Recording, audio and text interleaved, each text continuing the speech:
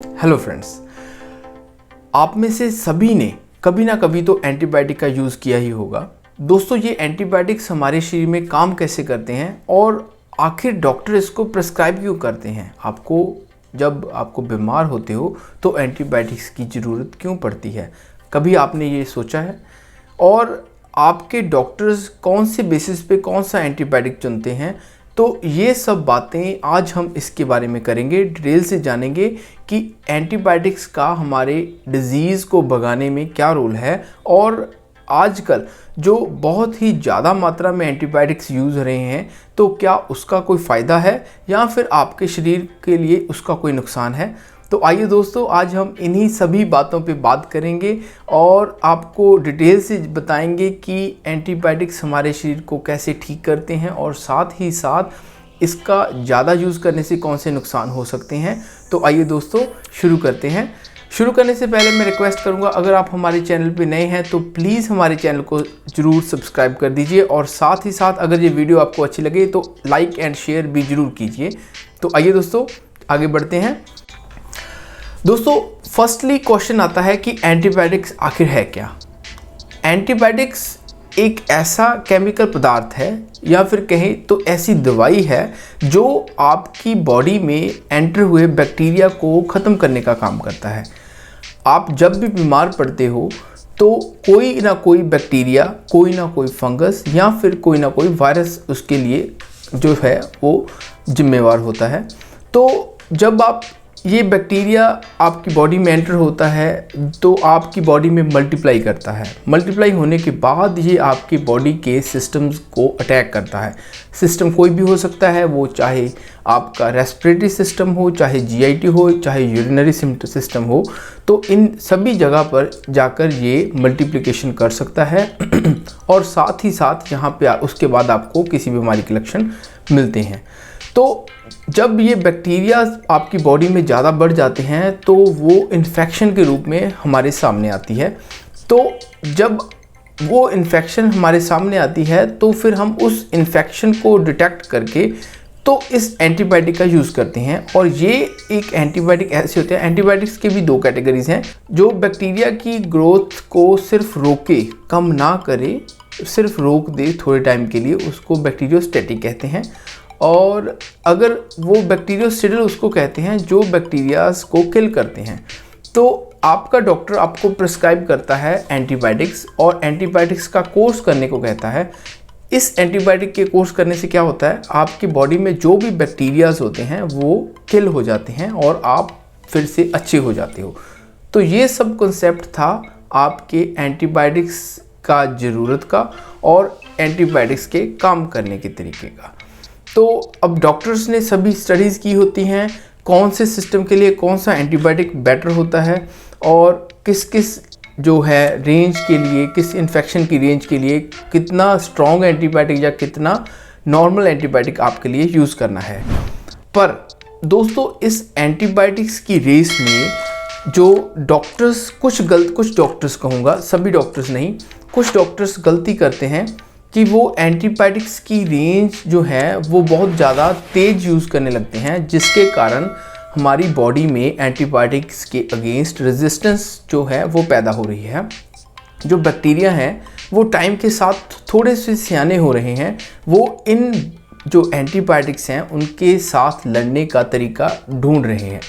तो फिर अगर आप पीछे मुड़ के देखो कि कुछ साल पहले जो एंटीबायोटिक आपकी इन्फेक्शन को रोकने के लिए काम करना पड़ता यूज़ करते थे, तो वो आजकल काम करना बंद कर गया है। आपको उससे हायर एंटीबायोटिक जो है वो आपको देना पड़ता है, जिसके कारण जो एंटीबायोटिक रेजिस्टेंस है वो प्रोड्यूस हो रही है। पर ये एक और बहुत ही ज़्यादा डेंजरस साइन है जो हमारी आने वाली कम्युनिटी है, क्योंकि एक दिन ऐसा आएगा कि इन बैक्टीरियाज पे जो कोई भी एंटीबायोटिक असर नहीं करेगा। इसीलिए हमें एंटीबायोटिक्स का यूज़ जो है वो बहुत कॉशियसली करना चाहिए। इसके कुछ नॉर्म्स होते हैं जिसको हम फॉलो करने के बाद ही हमें एंटीबायोटिक्स यूज़ करने चाहिए। तो वो नॉर्म्स क्या हैं वो कुछ मैं आपके साथ आज शेयर करूँगा।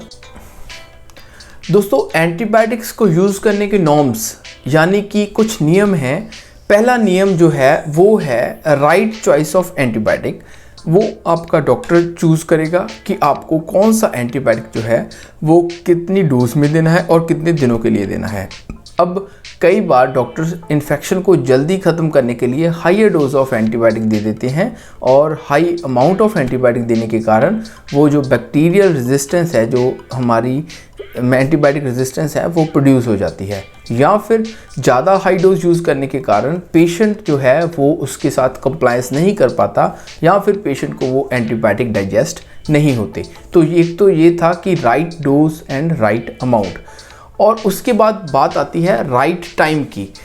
अगर एंटीबायोटिक्स को राइट टाइम के लिए यूज़ ना किया जाए तो फिर भी प्रॉब्लम हो सकती है। जैसे कि अगर आपकी इन्फेक्शन के लिए हमें 5 दिन एंटीबायोटिक का कोर्स ज़रूरी है, तो अगर आप उसको 3 दिन तक यूज़ कर देते हो और उसके बाद आप उसको छोड़ देते हो, तो वो उसके कारण आपका जो बॉडी में बैक्टीरिया है वो पूरी तरह से क्लियर नहीं होता, वो कुछ परसेंटेज रह जाता है।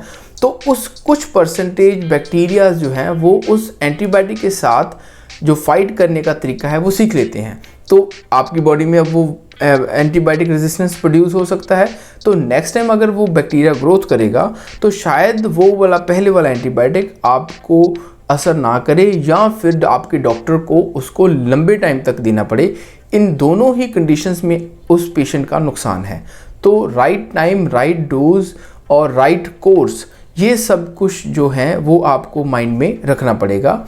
उसके बाद एक और आपके साथ शेयर करना चाहूँगा, कभी भी एंटीबायोटिक्स आप अपने डॉक्टर्स की सलाह के बिना मत यूज़ करें। सभी को याद हैं कुछ नॉर्मल एंटीबायोटिक्स जैसे ओफ्लॉक्सासिन, अमोक्सिसिलिन, सेफेक्सिम।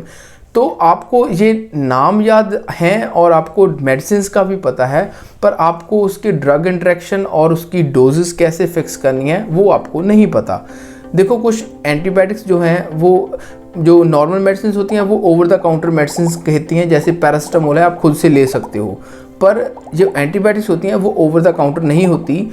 गवर्नमेंट ने इसको रेगुलराइज किया है, आप बिना डॉक्टरी सलाह के एंटीबायोटिक्स नहीं ले सकते।